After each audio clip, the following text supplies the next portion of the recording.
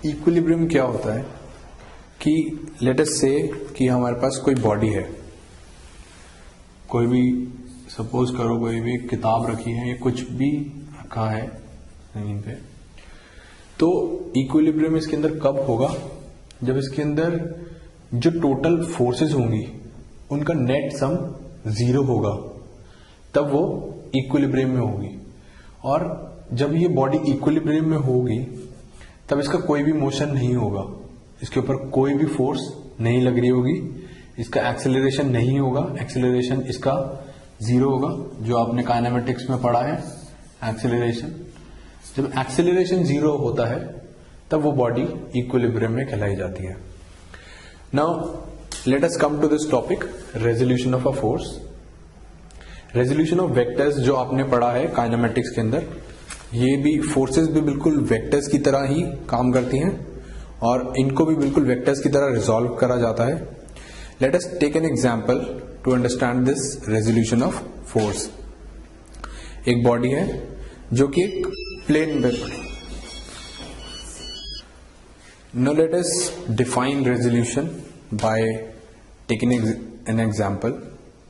आपको resolution of vector आपने जो काइनेमेटिक्स में पढ़ा है वैसे रेजोल्यूशन ऑफ अ फोर्स होता है। फोर्स को भी बिल्कुल उसकी तरह ही रिजॉल्व करा जाता है। लेट अस से कि एक बॉडी है या आपकी एक प्लेन पे पड़ी है, जो प्लेन जो है आपकी हॉरिजॉन्टल से 30 डिग्री का एंगल बना रहा है।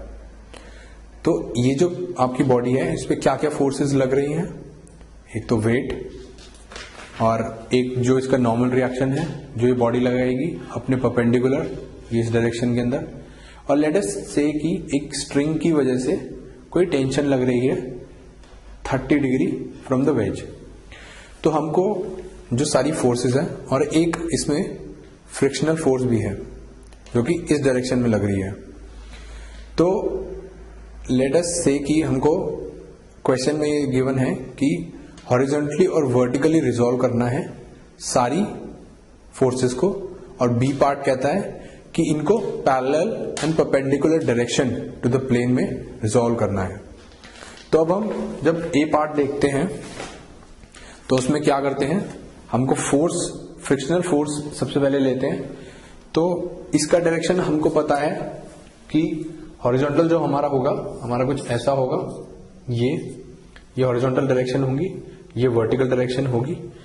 तो जो फ्रिक्शनल फोर्स है वो हॉरिजॉन्टल से 30 डिग्री बना रही है इस डायरेक्शन में, जो कि हमने बनाया इस डायरेक्शन के अंदर। हॉरिजॉन्टल अगर हमारा ये है तो ये 30 डिग्री एंगल है। तो इसको अगर हम हॉरिजॉन्टल में रिजॉल्व करें तो F cos 30 और F sin 30। सिमिलरली जो नॉर्मल रिएक्शन है वो इस डायरेक्शन की परपेंडिकुलर होगी। तो ये जो एंगल होगा, अगर हम इसको यहां पर यू एक्सटेंड करें तो ये क्योंकि 90 है, ये आपको बताया मैंने नॉर्मल रिएक्शन सरफेस से 90 डिग्री पे बनाती है, तो ये एंगल क्या बचा 60 डिग्री। तो ये आ गया हमारा हॉरिजॉन्टल से, अगर इसकी डायरेक्शन ये है तो इसका डायरेक्शन आ गया n cos 60 और वर्टिकल डायरेक्शन में n sin 60। और अगर हम t जो हमारी टेंशन है इसको देखें तो ये एंगल हॉरिजॉन्टल से कितना बना रही है, एक तो ऑलरेडी वेज की वजह से 30 डिग्री एंगल, और ये इस वेज से 30 डिग्री और, तो टोटल हुआ 60 डिग्री। तो इसको अगर हम रिजॉल्व करें तो t 60 एंड t sin 60। अब अगर हमको पैरेलल और perpendicular to the plane directions में रिजॉल्व करना है तो हम देखते हैं कि जो फ्रिक्शनल फोर्स है ये प्लेन के पैरेलल चलती है, और जो नॉर्मल रिएक्शन फोर्स है ये प्लेन के परपेंडिकुलर डायरेक्शन में जा रही है। सिमिलरली अगर हम टेंशन को देखें तो टेंशन वेज से 30 डिग्री बना रही है। तो अगर ये ऐसे 30 बना रही है इससे, तो हम इसको अगर इसके पैरेलल प्लेन में करेंगे तो t cos 30, जो कि ये आया t cos 30, ये आ गया पैरेलल टू द प्लेन, और एक आएगा t sin 30। सिमिलरली जो ये इसका मास होगा W, ये अगर हम इसको रिजॉल्व करना हो तो हम इसको क्या करेंगे, इसको एक्सटेंड करते हैं, ये यहां से 90, ये 90 हो गया, ये 30 हो गया, ये कितना बचा 60 degree.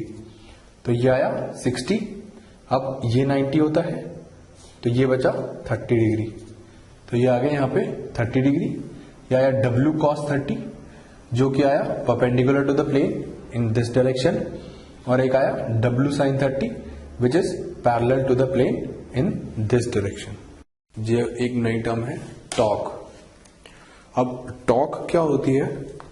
Torque which is denoted by tau, ये जो साइन है इसे हम टाउ कहते हैं। This is F cross R। आपने क्रॉस प्रोडक्ट तो काइनेमेटिक्स में पढ़ा ही है।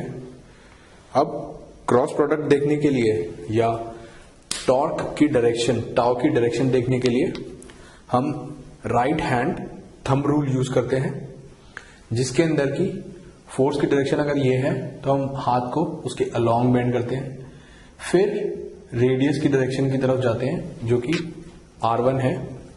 जो R1 रेडियस होता है वो फोर्स के परपेंडिकुलर होता है, और जो हमारी टॉर्क होगी वो किसी एक पॉइंट की एक्सिस की अबाउट होती है।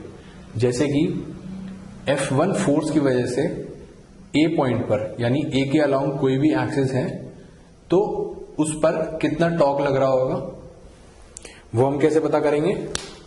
F cross R। तो जो टॉर्क लग रहा है वो मेरे थंब की डायरेक्शन में लग रहा है जो कि out of the plane of the board है। This is torque tau 1 due to the force F1। अब अगर हम F2 की वजह से A के ऊपर टॉर्क देखें तो वो क्या आएगा? राइट हैंड थंब रूल से ऐसे इस डायरेक्शन में, और फिर R2 की तरफ जाता हुआ ऐसे, तो हमारी जो थंब की डायरेक्शन आई वो अंदर की तरफ आई, तो ये हुआ हमारा torque due to force F2। अब हम डिफाइन करते हैं इक्विलिब्रियम। इक्विलिब्रियम जैसे मैंने आपको पहले बताया कि किसी एक बॉडी पर जब एक्सेलरेशन 0 होती है तो वो बॉडी इक्विलिब्रियम में होती है। तो इसका मतलब है कि उसके ऊपर जो फोर्सेस x डायरेक्शन में है और जो y डायरेक्शन में है उनका सम 0 होगा। जैसे कि ये एक बॉडी है, अगर इस पे एक यहां पे लेट अस से कि F1 लगती है और ये F2 लगती है, तो अगर ये देखें कि इन दोनों का जो मैग्नीट्यूड है, लेट अस से कि ये F है और ये F है, तो ये बॉडी कहां जाएगी? ये कहीं नहीं जा पाएगी क्योंकि दोनों तरफ से इक्वल फोर्स लग रही है। अगर हम देखें कि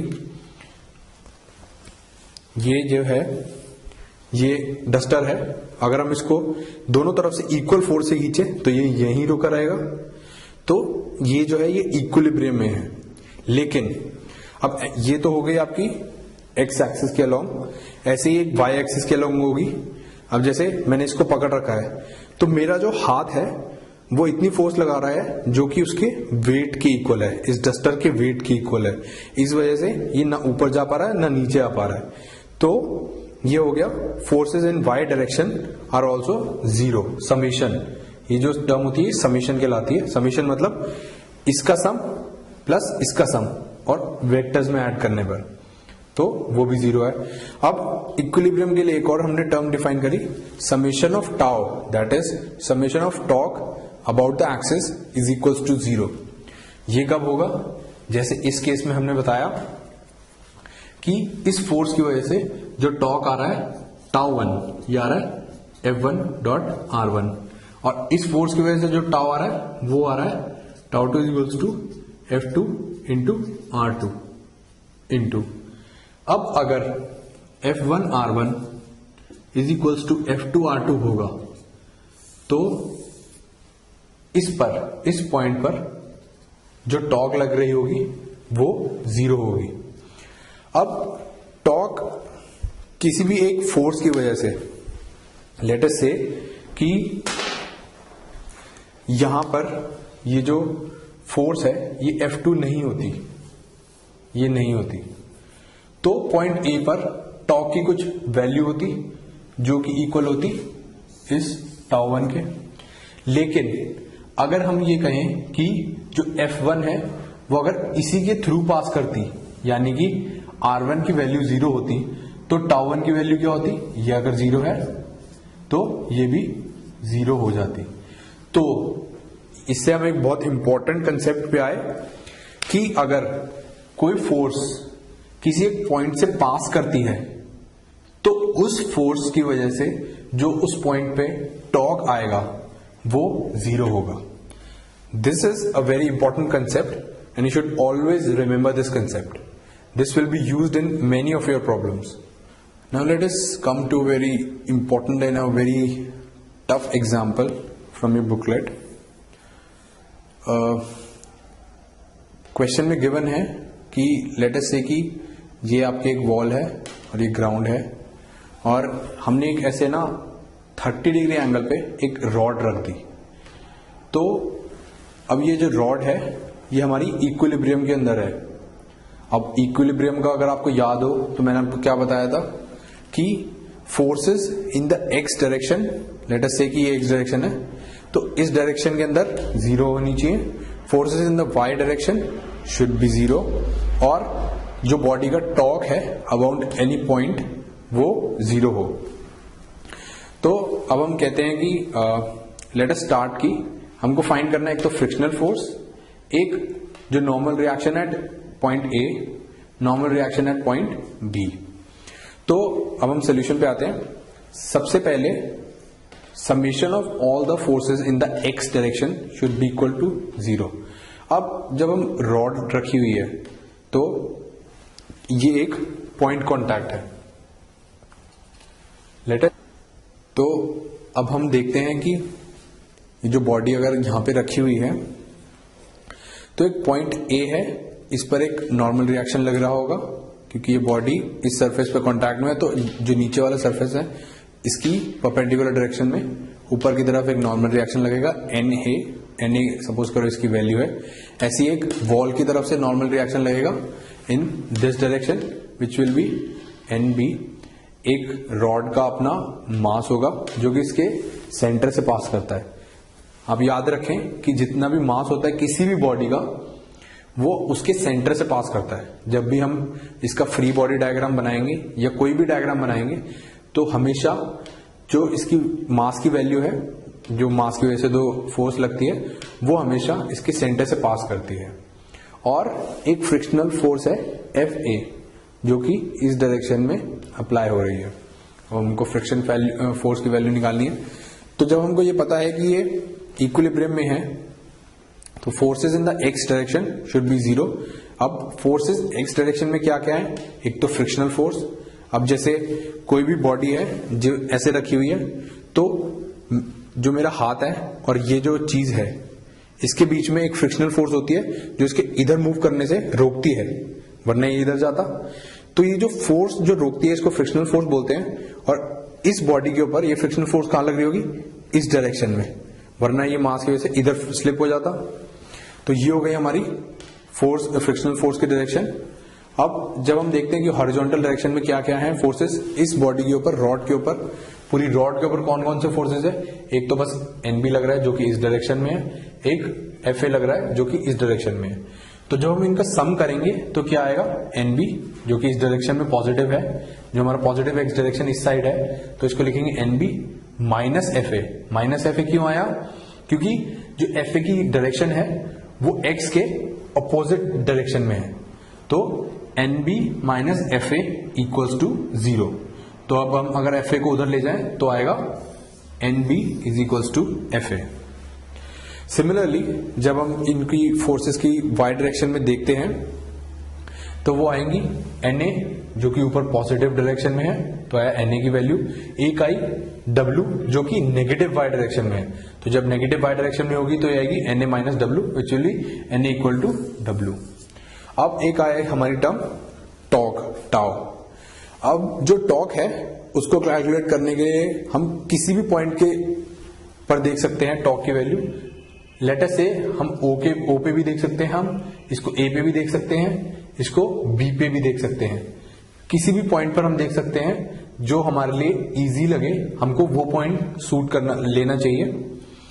अब अगर हम इस पॉइंट पर देखें ओ के अकॉर्डिंग तो एफ ए जो है वो ओ से ही पास कर रहा है तो एफ ए की वजह से कोई टॉर्क नहीं आएगा, ये मैंने अभी आपको बताया था. एक है नॉर्मल रिएक्शन जो कि अपवर्ड डायरेक्शन में है तो इसकी वैल्यू कितनी आई, Na की वजह से, Na इंटू लेट अस से कि इसकी जो लेंथ है वो है 12, ये जो है इसकी लेंथ है टोटल 12, तो ये आई 12 cos 30, ये जो ये इतना distance Na into this distance, this will B Na into 12 cos 30. एक फोर्स आएगी NB की वजह से विच will B this torque due to about point O due to Na will be in the positive direction, that is out of the plane of the paper. अब NB की वजह से ये नेगेटिव डायरेक्शन के अंदर आएगी क्योंकि NB ऐसे है और ये नीचे जाएगी इस डायरेक्शन के अंदर, NB इंटू दिस, तो ये कितनी वैल्यू है 12 इंटू साइन 30 ये, और ये negative into the plane of the paper है। जो भी टॉर्क की value into the plane of the paper होती है उसको नेगेटिव लिया जाता है, और जो out of the plane of the paper होती है उसको पॉजिटिव लिया जाता है।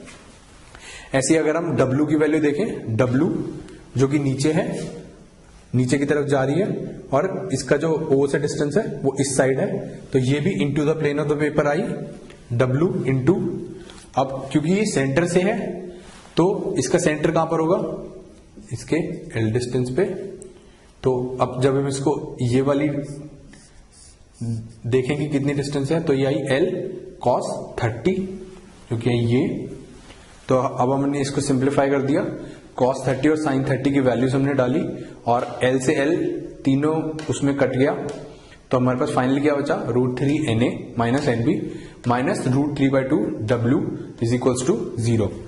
अब जब हम इन तीनों इक्वेशंस को सॉल्व करेंगे, इन तीनों इक्वेशंस को अगर हम सॉल्व करेंगे तो हमारे पास फाइनली आएगा FA इक्वल्स टू √3/2 W। वो कैसे, Na की वैल्यू हम डालते हैं यहाँ पे W, तो और NB की वैल्यू डालते हैं FA, तो इसको अब अगर हम उधर लेके जाते हैं तो ये यहां पर बचेगा √3/2 W। सिमिलरली आप इसको कैलकुलेट कर सकते हैं।